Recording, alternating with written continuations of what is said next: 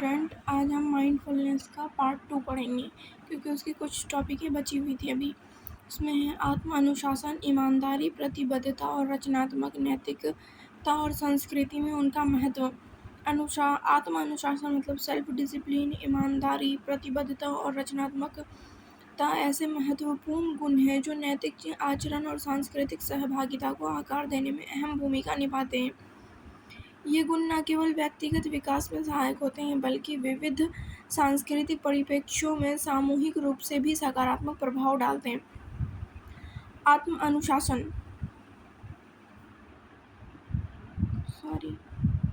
आत्म अनुशासन नैतिक सिद्धांतों और मूल्यों का पालन करने में सहायक होते हैं।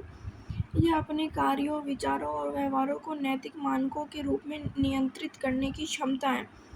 आत्म अनुशासन जो अगर हम सेल्फ डिसिप्लिन में रहेंगे तो खुद के मूल्यों को, सिद्धांतों को पालन कर सकेंगे और उसी में महत्वपूर्ण भूमिका निभाती है ये। इसके बाद आता है आत्म अनुशासन विविध सांस्कृतिक मानदंडों को सम्मानपूर्ण पालन करने में मदद करता है। ऐसे व्यवहार से बचने में सहायक होता है जो किसी अन्य संस्कृति में अपमानजनक या अनुचित हो। मतलब किसी और संस्कृति में अगर कोई चीज़ या कोई व्यवहार अपमानजनक है तो आत्म अनुशासन इससे बचता है। ईमानदारी, इंटीग्रिटी। ईमानदारी का अर्थ है अपने मूल्य, कार्यों और सिद्धांतों में निरंतरता बनाए रखना। नैतिक आचरण की आधारशिला है और सत्य, निष्ठा, पारदर्शिता और नैतिक दृढ़ता को दर्शाती है। सांस्कृतिक संवाद में ईमानदारी का अर्थ है विभिन्न संस्कृतियों में मान्यताओं और परंपराओं का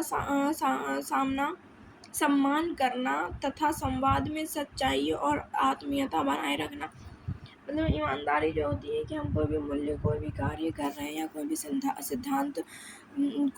सिद्धांत को प्रतिपादित कर रहे हैं तो उसमें हमारी पूर्ण निष्ठा और ईमानदारी होनी चाहिए। प्रतिबद्धता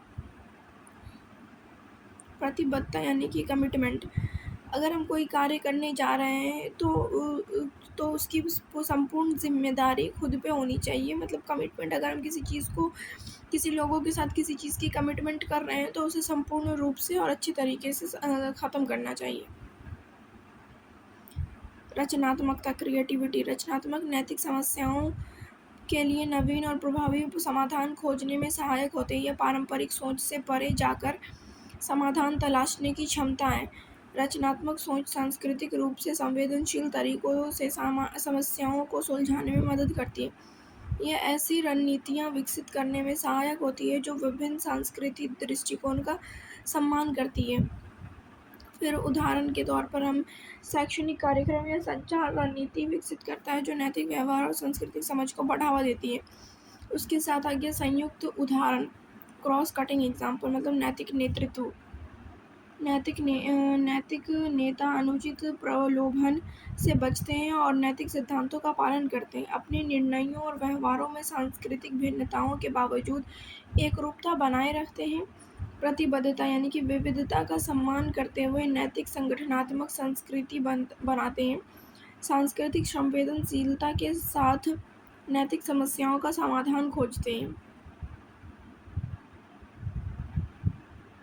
इंटरपर्सनल रिलेशनशिप, अंतर्व्यक्तिगत संबंध। अपनी प्रतिक्रियाओं और व्यवहार के प्रति नियंत्रण करना जिससे विभिन्न सांस्कृतिक वातावरण में सकारात्मक संबंध बने। मतलब हम कोई भी कार्य करते हैं या कोई भी चीज़ कर रहे हैं तो उसमें के साथ सकारात्मक संबंध बने, उस संबंध में सच्चाई, ईमानदारी, विश्वसनीयता हो। फिर कमिटमेंट भी हो कि हम कोई काम कर रहे हैं तो उसके प्रति कमिट कर रहे हैं तो वो संपूर्ण रूप से अच्छे तरीके से सुलझे हुए रूप से निरंतर होना चाहिए।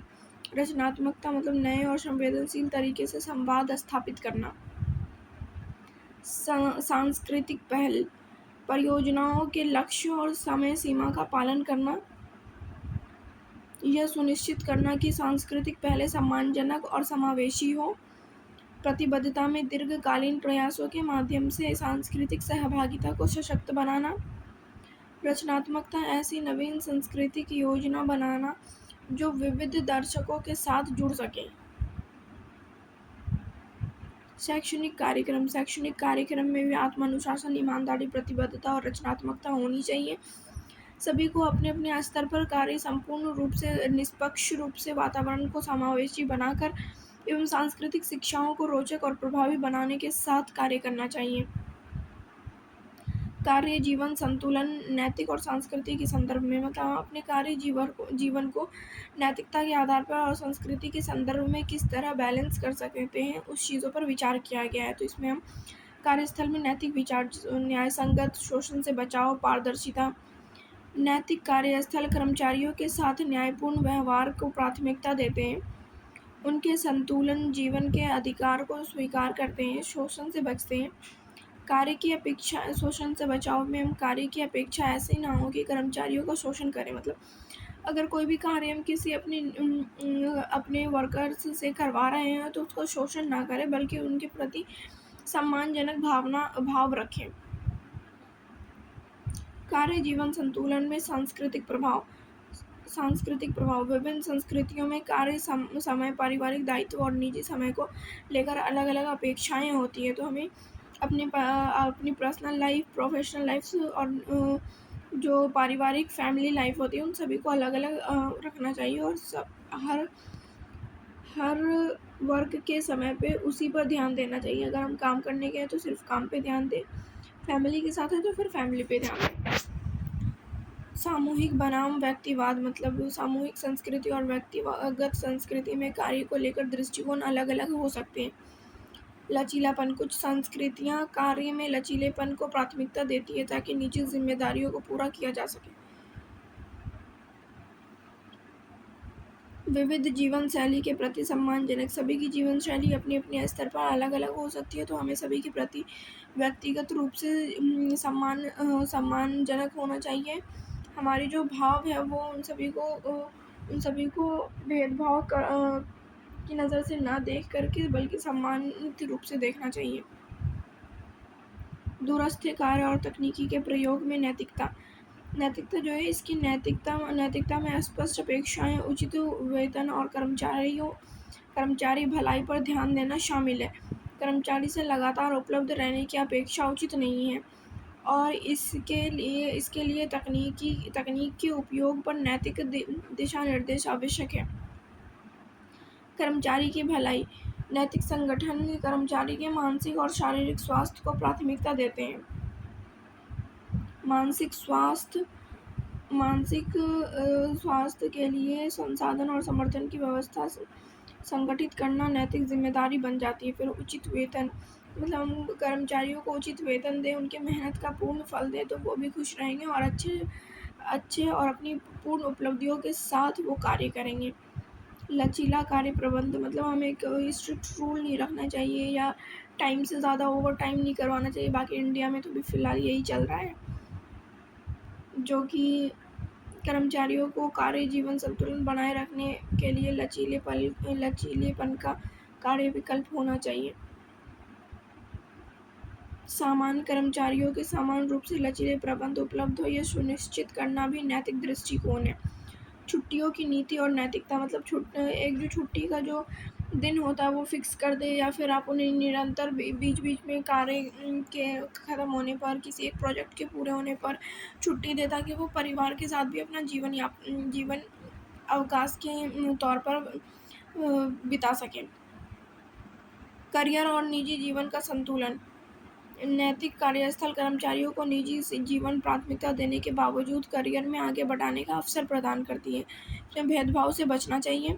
संचार और पारदर्शिता मतलब कर्मचारियों को अपनी योजनाएं बनाने में मदद के लिए स्पष्ट अपेक्षाएं बताना, नैतिक दृष्टिकोण देना, ये सब एक महत्वपूर्ण पहलू हैं। सामाजिक दायित्व सहभागिता समुदाय में सहभागिता, नैतिक संगठन और अपने कर्मचारी को सामाजिक कार्य और चैरिटेबल गतिविधियों में भाग लेने के लिए प्रोत्साहित करना।